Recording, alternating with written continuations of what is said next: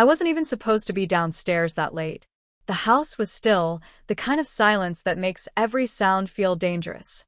My husband was upstairs, asleep, his even breathing a faint, steady rhythm through the floorboards.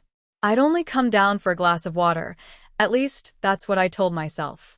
But the moment I saw Ethan leaning against the kitchen counter, everything in me shifted. He didn't belong here, not really. He was my husband's oldest friend, staying with us for the weekend. I'd known him for years in the polite, distant way you know someone through your spouse, just enough to exchange small talk, never enough to cross a line. But that night, there was something different about him. His shoulders were tense, his gaze holding mine longer than it should have. "I couldn't sleep," he said quietly, like even his voice was afraid to wake the house. "Me neither," I replied, gripping my glass a little tighter. It should have ended there. But Ethan stepped closer, the soft thud of his socked feet against the hardwood too loud in the quiet. He didn't touch me, not at first. Just stood there, looking down at me like he was waiting for something I wasn't sure I could give. My heart was pounding so hard, I could feel it in my fingertips. "You look different tonight," he said, almost under his breath. That was the first moment I realized I was in trouble. I should have laughed it off. I should have gone back upstairs. But instead I stayed. I let the space between us shrink until I could feel the warmth of him without him even moving. His hand lifted, slow and deliberate, brushing a stray strand of hair from my cheek. It was such a small thing, but it burned through me like it was dangerous. "You shouldn't," I started, but the words sounded weak even to me. "Tell me to stop," he whispered. I didn't. The first time his fingers grazed mine, it felt like a question I wasn't ready to answer.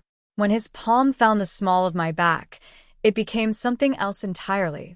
I leaned into him without meaning to, my breath catching as he drew me closer. Somewhere above us, the old floorboards creaked faintly, but it wasn't my husband. It was just the house settling. That sound, instead of breaking the moment, made it sharper. It reminded me exactly how wrong this was, and exactly how much I wanted it anyway. Ethan's hand slid to my hip, grounding me and pulling me toward him all at once. He didn't kiss me right away. He just looked at me, like he was memorizing something he wasn't sure he'd ever get to see again. My pulse was roaring in my ears. When his lips finally brushed mine, it was so soft I almost convinced myself it didn't happen. But then it deepened, slow and unhurried, like he knew we had no business rushing. My fingers curled into the front of his shirt, pulling him closer without thinking. "I shouldn't be doing this," I whispered against his mouth. "I know," he said, and kissed me again. It wasn't frantic. It wasn't clumsy. It was the kind of careful, measured closeness that feels more dangerous than anything else, because it meant he was thinking about every single second. I could hear the faint hum of the refrigerator, the tick of the clock on the wall, my own breath catching in ways I hoped weren't too loud. Upstairs, my husband was still sleeping, completely unaware that the man he trusted most had me pressed against the counter, his thumb brushing slow, deliberate circles against my hip. Every sound felt amplified, the distant rumble of a car passing outside, the low rasp of Ethan's breathing, the slight scrape of the counter edge against the back of my legs.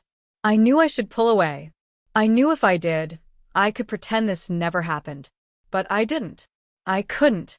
It wasn't until the upstairs toilet flushed that we finally froze. Ethan stepped back first, his chest rising and falling like he'd been holding his breath the whole time. I could still feel the ghost of his hands on me, the heat of him lingering in my skin. Neither of us said anything. We didn't have to. The air between us was heavy with everything we'd just done, and everything we hadn't. I grabbed my glass of water, like it was the only reason I'd come down, and slipped past him without looking up. My legs felt unsteady as I climbed the stairs, each creak sounding far too loud. When I slid back into bed beside my husband, he shifted just enough to pull me close in his sleep.